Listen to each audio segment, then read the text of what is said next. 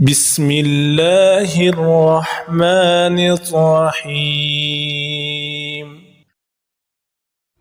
حضرت ابن عباس رضی اللہ تعالی عنہ سے روایت ہے کہ نبی کریم صلی اللہ علیہ وسلم نے فرمایا، 3 لوگ ایسے ہیں جن کی نماز ان کے سر سے بالشت بر بھی بلند نہیں ہوتی، یعنی درجہ قبولیت کو نہیں پہنچتی۔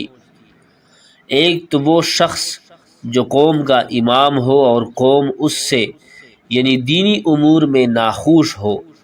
دوسرے وہ عورت جو اس حالت میں رات گزارے کہ اس کا خاوند اس کی نافرمانی یا اس کی جانب سے اپنے حق کی عدم ادائیگی کی وجہ سے خفا ہو۔ تیسرے ایسے 2 بھائی جو آپس میں ناخوش ہو۔ اللہ تعالی ہمیں ان 3 لوگوں میں شامل نہ کرے۔ السلام علیکم ورحمۃ اللہ وبرکاتہ۔